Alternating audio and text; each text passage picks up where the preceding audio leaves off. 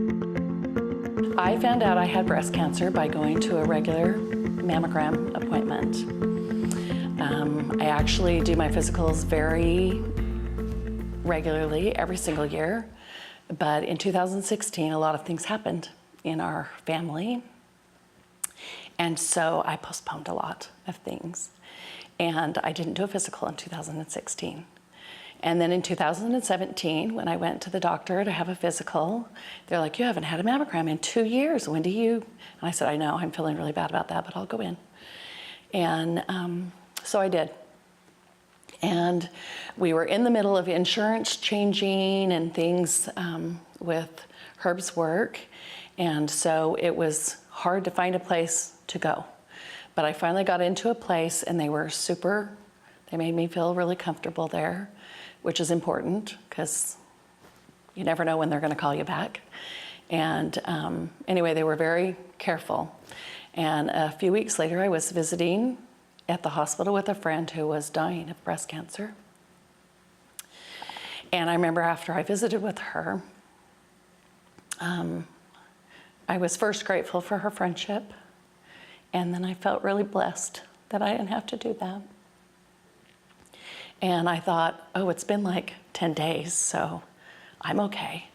And then my mom called while I was walking down the hall, because I work at that same hospital, going back to work. And she asked me what she could do for a lady in their area that had just had a double mastectomy and was in a lot of pain. And she wondered what I would do for a person like that. And I said, and my mom can't get out. So I said, just write her a card, Mom, write her a card and send it in the mail. Tell her she's in your prayers and you're there for her if she needs you and you hope everything goes well. And I hung up the phone with my mom. And then it rang. And I still wasn't back to my part of the hospital, and so I answered it. And they said, we found some things that we need to have you come back and check. And I can't remember exactly what words they were, but they were really scary words how they said it. And so I said to the lady, you might think about how you say that next time. Because it was like, whoa, okay. So anyway, I went back and I had about 18 more mammograms on that side that day, and then I had a 3D mammogram, and then they pulled me into a room. And I knew when I made them show me the mammogram, and I could see little white flecks everywhere. And I knew that it was gonna be that. And so doctors talked to us about having, and Herb went with me, about having a biopsy done. And that it was in such an area that they would need to do one at the front of the breast and one to the back by the chest wall. And so we made an appointment and did that. And I think that my experience in that biopsy, I don't know, it's really kind of hard to describe because you're scared to death, but the people were so kind and gentle with me and talked me through everything that was going to happen, and that was really important to me. I like to know ahead of time. I don't like to be surprised. So anyway, they did a double biopsy, and then my breast bled pretty bad. And so they quickly were finished with the biopsy and then took good care of me, and I totally recovered. Well, because I had the changeover of insurances and different doctors, I was actually at my new primary care person, and I said to her, do you have my results back yet? And it had only been, I had biopsy on Thursday, this was Monday. And she looked, and there was no biopsy report. And then I went out to my car, and on my phone was a message from the original doctor who had sent me that said that they had found cancer and that I needed to talk to their surgeon immediately. But it was 5 to 5, and nobody was answering, so that was pretty scary. So I spent that night not knowing what kind, what stage, what was happening. And I remember the fear was pretty intense. And our family was going through a lot. And I thought, seriously, let's add this. Okay. But I remember just trying to breathe through it because I'd seen so many of my friends suffer, and they did it with grace. And I wanted to do it with grace. So I remember just being really scared that night. But in the morning, because I am bold, I called to the original doctor, and you leave a message and they say, we'll get back to you in 24 hours, whatever. I wasn't gonna wait. So I called the place that did the biopsy and found a friend who had a fax machine, and they faxed me over what my cancer was.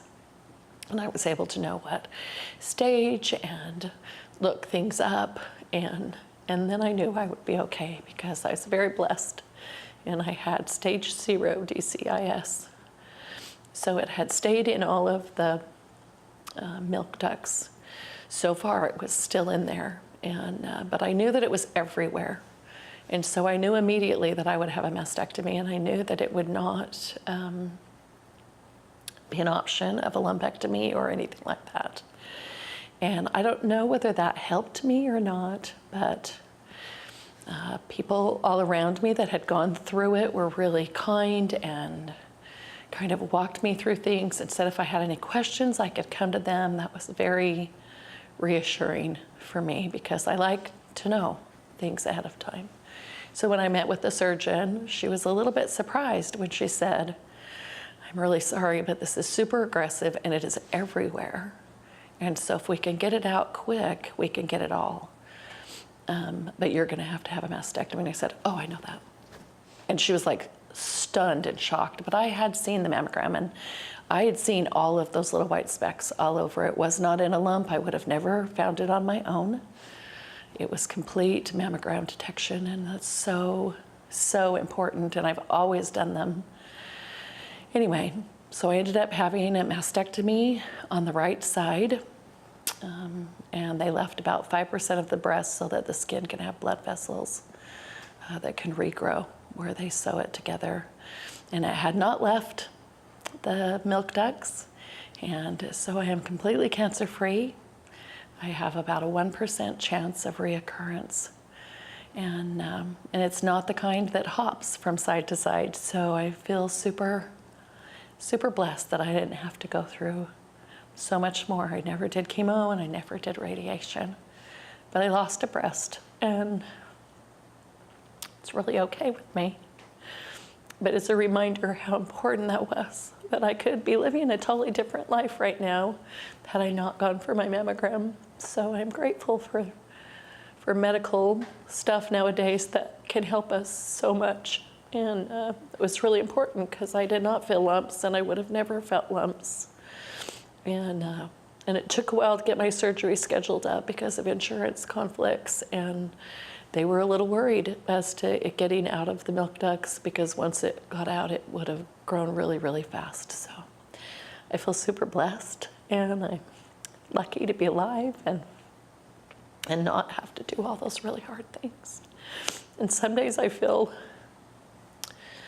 I don't know, like I'm dumb for crying or being mad that I lost a breast. But it was very real. And I think everyone is going through their own way with breast cancer, and that it's just important for us to be kind to them and to let them know we're there and we have their back and whatever they need.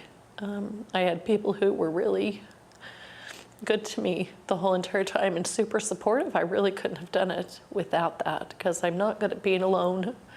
I'm not good at trying to fight things on my own. I do like an army behind me, and I feel like I had an army behind me. So there I am. I am not going to do reconstructive surgery. That's my plan for now. We'll see what happens down the road, but for now I'm okay.